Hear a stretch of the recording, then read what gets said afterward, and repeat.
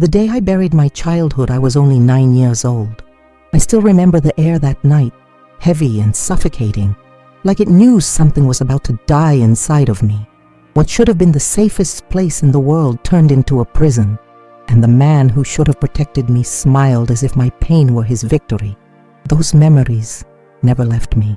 Even now, at 72 years old, when people see me at the farmer's market selling my pies and homemade bread, they see an old woman with gentle eyes, not the little girl who once cried silently into her pillow, wishing morning would never come. My name is Mary Elizabeth Carter. I was born in a small town in the heart of Texas, the kind of place where everyone knows your name, where neighbors wave as they pass by, where church bells mark the rhythm of life. People here believe in family, in reputation, in keeping things behind closed doors. My childhood home looked normal from the outside, a simple wooden house with peeling white paint and a porch where my mother used to sit with her sewing basket, the kind of house you would never suspect was hiding a monster. I can still smell the kitchen when I close my eyes, the scent of cornbread baking, mixed with the sharp odor of cleaning soap my mother used on the wooden floors. That house was polished until it shone, but no amount of cleaning could wash away the darkness that crept through its walls. My father, John Carter, was admired in town, a strong man, a veteran who wore his uniform with pride on national holidays, a man who shook hands firmly and looked people in the eye. At church he sat in the first row, Bible in hand, singing hymns louder than anyone else. A man of faith and honor, they called him, and everyone believed it. My mother, Margaret, was a quiet woman. She wore her hair tightly pulled back, her dresses plain, her voice soft. She followed rules, never contradicted, never raised questions. People said she was disciplined, a perfect wife, a devoted mother. But behind her calm face there was silence, a silence that allowed everything to happen. As a little girl, I thought my world was safe.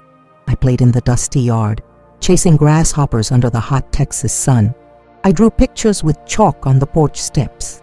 I believed that the sound of the church bells meant God was always near, and for a time, I was just another child, laughing, skipping, dreaming about birthday cakes and dolls. But even before that night when I buried my childhood, there were small cracks forming in the walls of my innocence. My father's eyes would linger on me in ways I could not explain. His compliments were strange, his tone heavy, the kind that made my stomach twist, though I did not know why. He gave me orders that felt wrong. He demanded silence that felt suffocating. I thought I was imagining things, because how could my father, the man the whole town respected, make me feel such fear? I remember the sound that always broke me, the key turning in the lock at 6 o'clock in the evening. Most children wait for their father to come home with excitement. I waited with dread. That metallic sound traveled through my spine, froze my throat, and told me the night would not be mine. It is hard to explain to someone who never lived it. Fear is not just an emotion.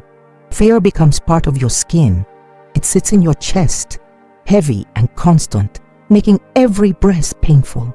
By the time I was 9, I already knew my world was not like the others. I watched my friends in school run to their fathers at the end of the day, arms open, laughter echoing. I pretended not to notice.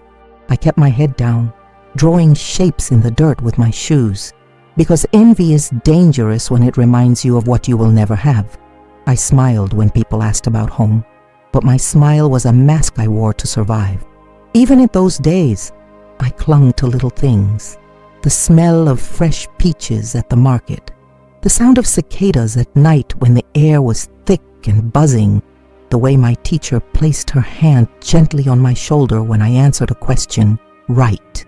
Those moments were my proof that there was a world beyond the house that trapped me, a world that smelled like freedom, even if I could not yet touch it. Still, every evening the shadow returned.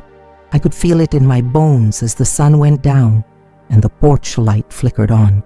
My father's footsteps on the wooden floor echoed like a drum beat. My mother's silence became louder than thunder, and I, just a little girl in a simple cotton dress, knew I would not be seen, not truly, not protected. That is when it happened. That night, when he looked at me and smiled while I trembled, I felt the last piece of childhood slip away. I buried it deep inside myself, like you bury something broken in the dirt so no one will ever find it. From that moment, I was no longer a child. I was a prisoner in my own home, carrying a secret too heavy for my small body. And yet, even as I sat in the dark that night, clutching my doll with trembling hands, I made a silent promise. One day, I would tell my story. One day people would know that behind that white wooden house, behind the hymns and the handshakes, there was terror. One day the truth wouldn't stay buried with my childhood. When I think about those early years, it almost feels like two different lives folded into one. On one side, there was the girl who played with chalk on the porch, who laughed when the wind caught her dress, who loved the smell of Sunday biscuits baking in the oven. On the other side was the same girl who already knew that her father's presence meant silence, fear, and the kind of orders that left her skin crawling. Childhood should be filled with innocence, but mine was laced with shadows long before I had the words to explain them. My father was known in town as a man of discipline and respect. He wore his church clothes pressed and neat, never missing a Sunday sermon. He carried himself with the pride of someone who had served the country and believed that his word was law. People nodded to him in the grocery store, tipped their hats, and trusted his opinion. But at home, his voice was not a guiding hand. It was a sentence. His rules came with a weight that felt different from the way other children described their fathers. When he looked at me, it was not the gaze of protection, but something sharper, heavier, like I was both his property and his target. My mother existed in his shadow. She was the kind of woman who never left the house without her hair pulled tight and her dress buttoned high. She followed him like an echo, quiet and obedient. At times I wondered if she saw what I felt, if she noticed the way his words burned me, even when they were disguised as simple instructions. She never asked, never questioned, never dared to break the wall of silence that defined our home. At first, the signs of what was coming were small, subtle enough that even I doubted them. He would make me stand in front of him longer than necessary, his eyes traveling in ways that made my cheeks flush with confusion. His compliments about how I was growing did not sound like the kind mothers whisper to their daughters. They were sharp and uncomfortable. He gave me chores I was too small to handle, standing over me while I struggled to reach the sink, while the cold water numbed my fingers. And when I failed, which of course I did because I was only a child, his disappointment was cruel. "You are useless," he said more than once, and each word carved itself into my chest. I remember one afternoon when he told me to clean the kitchen after dinner. I was still in my birthday dress, a simple cotton dress with blue flowers my mother had sewn for me. I was proud of it, proud that for once I looked almost like the other girls at church. I stood on a small wooden stool to scrub the plates. My hands slipped, soap and water spilling across the counter. I thought he would yell, maybe slap my hand like he had before, but instead he leaned closer, his voice low, commanding me to take off the dress. I froze, confused, my heart pounding so loud I thought he could hear it. I wanted to run, but there was nowhere to go. That night something changed forever. From then on, his presence was different. It was not just discipline, it was possession. The house that looked so neat from the outside became a cage with invisible bars. I learned to listen for his footsteps, to predict his moods by the way the door shut behind him. If it slammed, I knew pain was coming. If it closed softly, I knew silence would be demanded. I became an expert at reading the air in the room, holding my breath when his shadow grew closer. My friends at school could not see it. To them, I was just quiet. The girl who sat in the back of the classroom, who never raised her hand unless she was absolutely certain of the answer. They invited me to birthday parties, to games of hopscotch, to sleepovers I never attended. I made excuses that sounded believable, but the truth was I was not allowed. My father's word was final and my mother never questioned it. They told the world they were protecting me, keeping me disciplined, keeping me pure. What no one saw was that I was already living in ruins inside my own skin. I used to watch the way other girls ran into their father's arms at the end of the school day. the way they were lifted off the ground, spun around, kissed on the forehead. I wanted that so badly that it hurt, but all I could do was look away. Envy is dangerous for a child like me because it reminds you of what you will never have. So I buried the longing deep inside and taught myself to smile politely when people asked about home. My answers were rehearsed. Yes, everything is fine. Yes, my parents are good to me. Lies that tasted bitter but kept me alive. What haunted me most was how ordinary everything appeared. Our home smelled of fresh laundry and baked bread. My father walked to work with his lunchbox. My mother tended the garden with her straw hat shading her eyes. Neighbors waved and smiled at us, believing we were a model family. No one suspected the truth, because monsters do not always hide in the dark.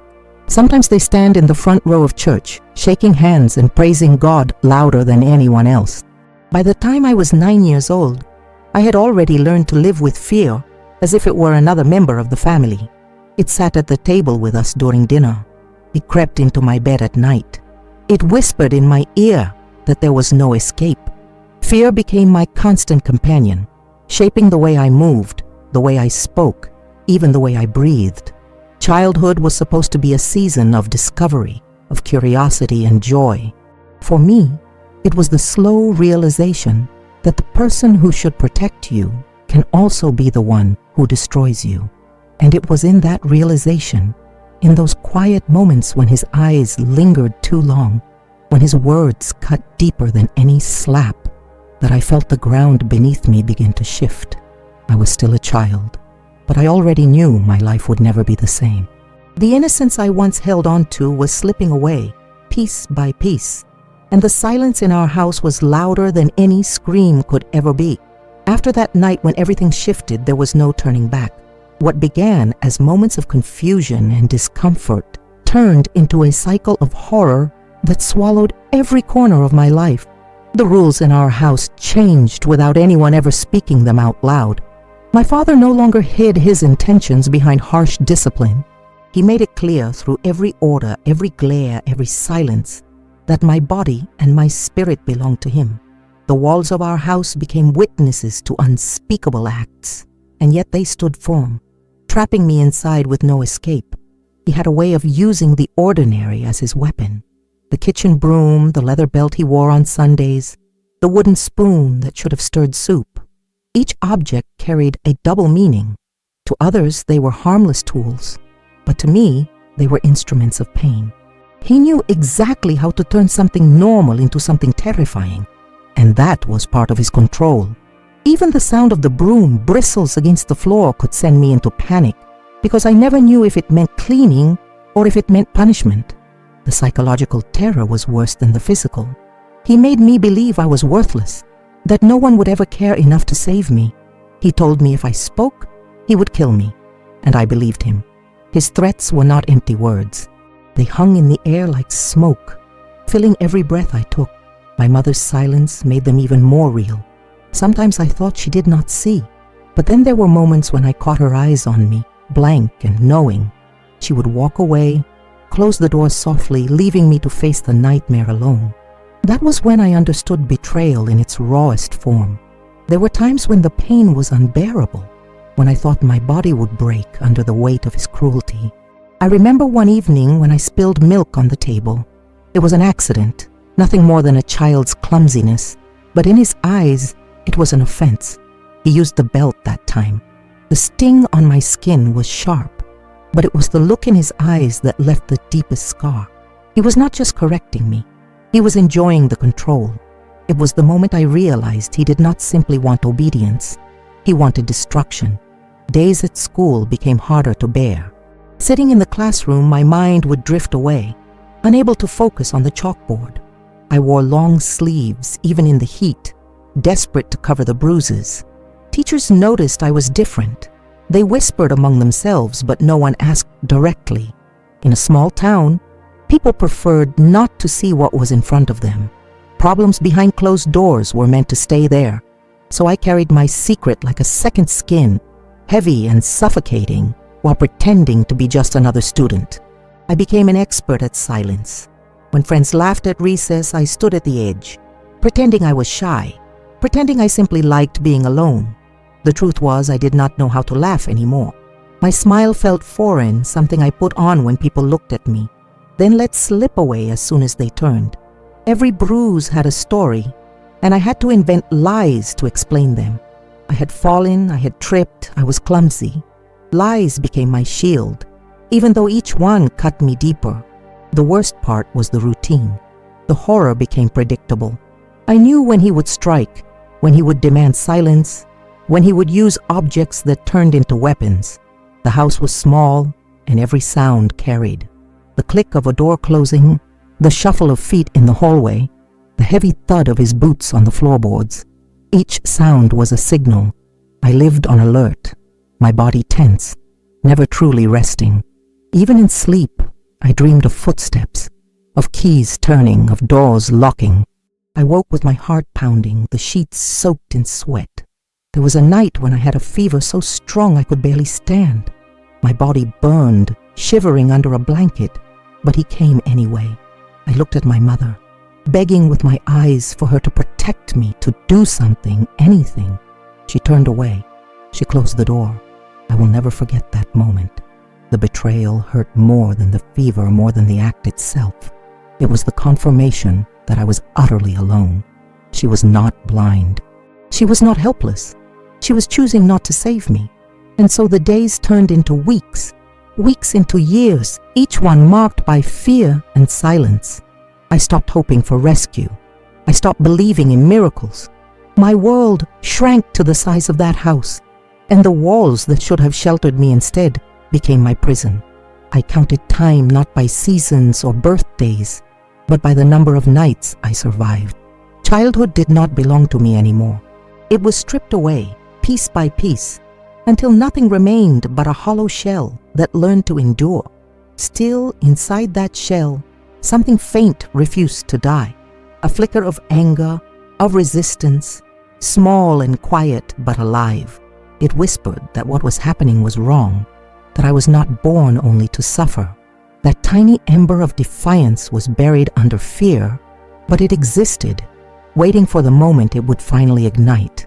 And as much as he tried to crush it, as much as my mother ignored it, it remained, silent but unbroken, promising that one day the silence would end. I remember the first time I truly thought I could escape. I was 10 years old, and I had been planning it in my head for weeks, holding on to the idea like a lifeline. I collected small things when I could, a change of clothes, a piece of stale bread wrapped in a napkin, even a broken doll I could not bear to leave behind. I hid them inside an old grocery bag under my bed, waiting for the night when both of them would fall asleep. That night finally came. My heart raced so hard I thought it would wake the whole house. I tiptoed to the front door, clutching the bag like it was salvation. But when I reached for the knob, it did not turn. Locked. Every door in that house was locked, the keys always hanging from my father's belt or resting on his nightstand. I tried the window, but the nails hammered into the frame made it impossible. The house was not a home. It was a cell designed to keep me inside. I remember sinking to the floor, the cold wood pressing against my knees, the sound of my own sobs muffled in the dark. That was when I realized the cruel truth. It was not only that I was a prisoner, it was that someone had made sure there was no way out. My father controlled the locks, but my mother guarded the walls. She saw everything, knew everything, and yet she chose silence. Worse, she chose obedience to him over love for me. The night she proved that to me is burned into my memory. I had returned from school with mud on my dress after falling in the yard. It was a silly accident, something every child does. He looked at the stain, and his face turned to stone. "Go to the bedroom," he ordered. My legs trembled as I obeyed. I knew what was coming.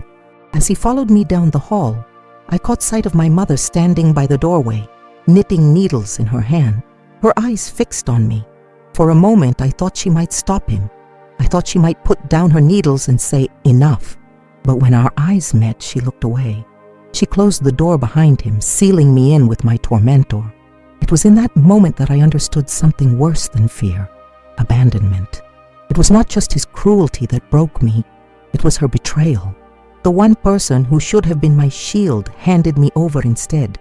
That night, as I lay on the bed staring at the ceiling with tears running silently down my face, I realized that I was completely alone.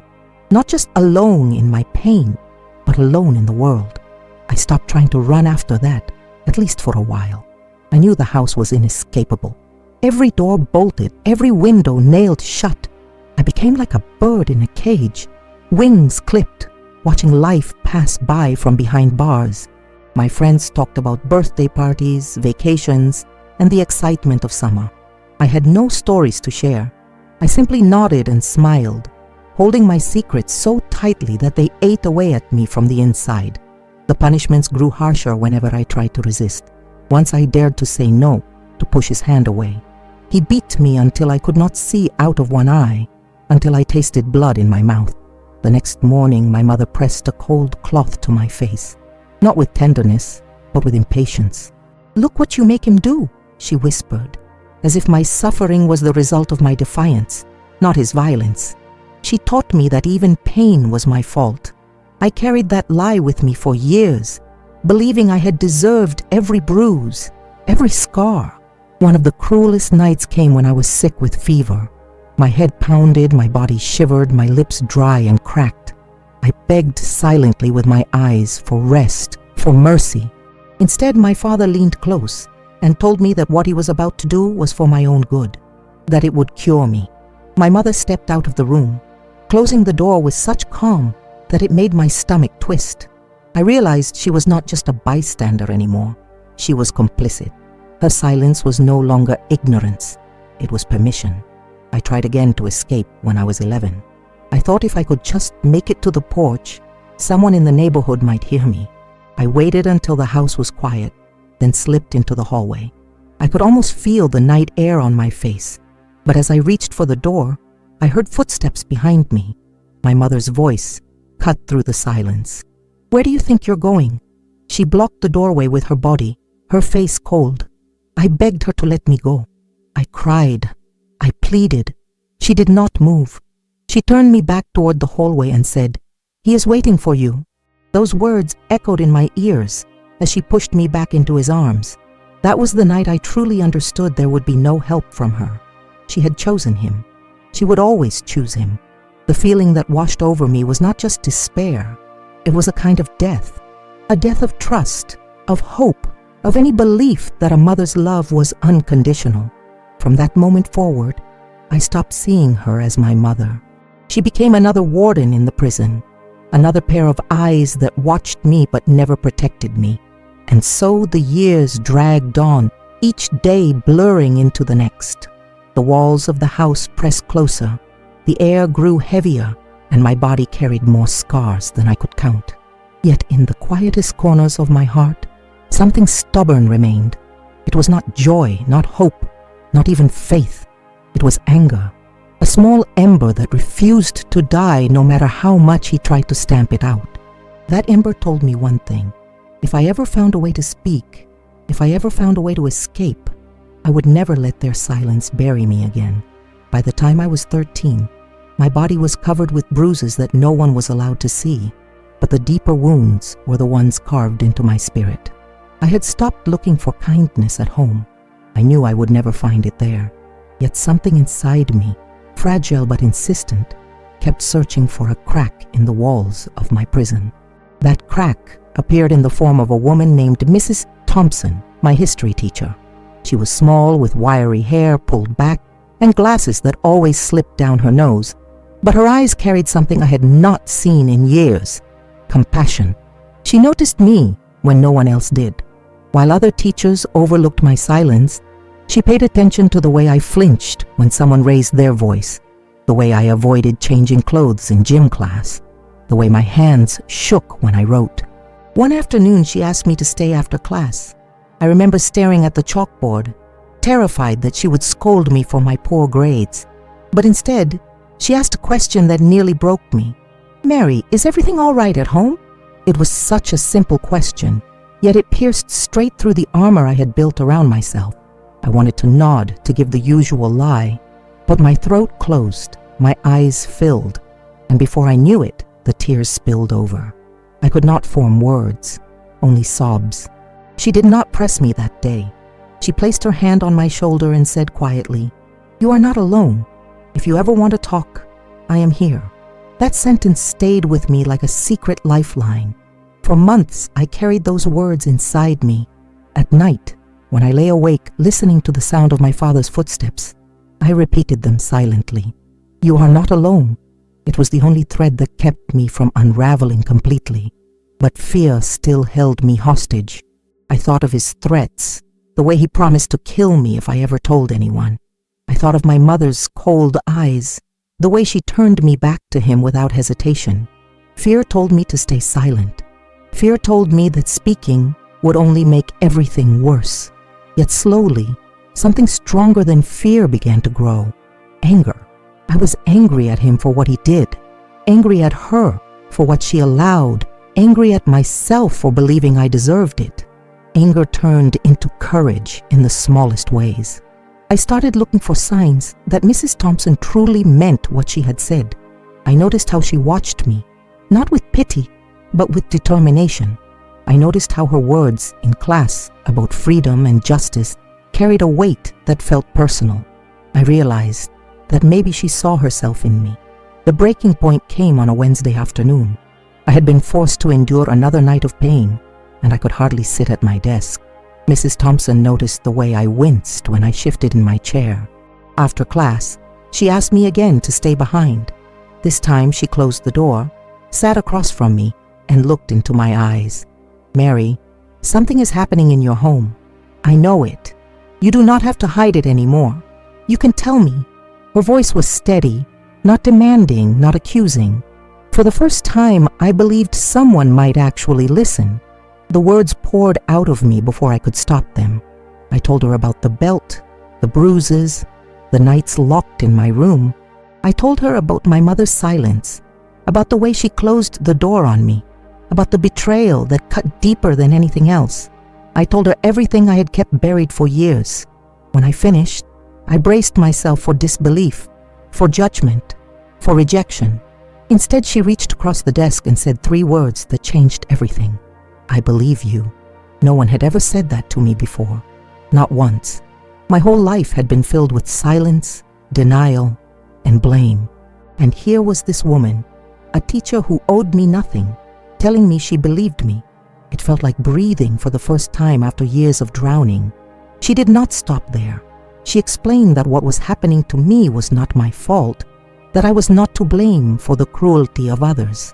Her words cut through the lies my parents had drilled into me. She told me she would help, but that we needed to be careful.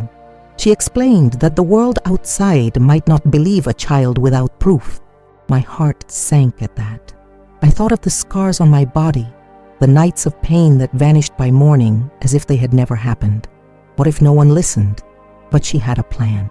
She spoke of gathering evidence, of finding a way to make the truth undeniable. She asked me if I was willing to take the risk, if I was willing to endure just a little longer in order to build a case so strong that no one could dismiss it. I was terrified, but I said yes, because for the first time, I felt that survival meant more than enduring. It meant fighting back. That night, as I lay in bed, I replayed every word she had said. I thought about the possibility of freedom, of a life beyond the walls of my house. I imagined mornings without dread, nights without fear. It seemed impossible, like a dream too fragile to touch. Yet it was there, shimmering faintly like light through a crack in a door. I knew that the path ahead would be dangerous, that speaking the truth might provoke his fury, that my mother would call me a liar. But something in me had shifted. Silence was no longer an option, and so I prepared myself for what was to come. I rehearsed the words I would need to say. I steeled myself for the storm I knew would follow. I understood now that the ember of anger inside me had become a flame, and with Mrs. Thompson by my side, I no longer felt like a prisoner waiting for the next blow. I felt like a survivor ready to claim the life that had been stolen from me. The last night in that house is burned into my memory like a scar that will never fade. I knew what was coming. I always did. But this time it felt different. I had been working with Mrs. Thompson quietly, secretly, gathering the strength to speak, gathering the courage to carry proof of what had been happening for years. My body was tired, my spirit nearly broken, but deep inside, I held on to the fragile belief that this nightmare might finally end. That night, I endured as I always had, clenching my jaw, staring at the ceiling, letting my mind drift anywhere but in that room. But this time I told myself, just one more night. It was not resignation, it was survival. The next morning, I slipped out of the house with the evidence I had hidden, small but undeniable pieces of truth. My body trembled, my heart pounded, but I walked with purpose. For the first time in years, I was not walking to school as a prisoner. I was walking to freedom. When I handed everything to Mrs. Thompson, I thought my chest would collapse from the weight of it. The fear of what would happen if my father found out, the shame I had carried for so long, the doubt that anyone would ever believe me, it all came crashing down. But she took my hand, looked me in the eyes and said again, "You are not alone." Those words were my anchor. She made calls, she moved quickly, and before the day was over, the world I had known all my life began to crumble. I still remember the sound of the police knocking on the front door. The echo carried through the walls of that house like thunder. My father opened it, his face twisted in confusion as the officers stepped inside. For the first time, his power was stripped away. They placed handcuffs on his wrists while the neighbors stood outside, whispering in disbelief. The man they had admired, the man they had trusted, was exposed for what he truly was. My mother stood frozen, her hands shaking, but not with grief, with fear. The silence she had chosen for so many years was broken by the truth I had finally spoken. They led me out of the house with a small bag of belongings, but I felt as though I was carrying an entire world on my shoulders. The fresh air hit my face, and it was as if I was breathing for the very first time. I walked away without looking back. That house, that cage, that place where my childhood had been buried, was no longer my home. At first, I was placed in a shelter. The walls were strange, the rooms unfamiliar. But for the first time in my life, I slept without fear of footsteps in the hallway. I slept without waiting for the key to turn in the lock. And soon, Mrs. Thompson did something I never expected. She offered me a home, not just a roof over my head, but a place where I was wanted, where I was safe, where the silence no longer meant betrayal, but peace. Healing did not happen overnight. The scars, both seen and unseen, took years to face. I struggled with trust, with shame, with anger that burned hot inside me. But step by step, I learned that survival wasn't the same as living. With therapy, with love, and with the patience of people who refused to give up on me, I began to rebuild. I discovered joy in small things again. The taste of warm bread, the sound of rain on the window, the simple freedom of walking outside without fear. Today, when people see me at 72 years old, they see an old woman with soft eyes and a kind smile. They see the pies I bake, the laughter I share with neighbors, the life I created for myself. What they do not see is the little girl who once thought she would never escape, who buried her childhood in silence and fear.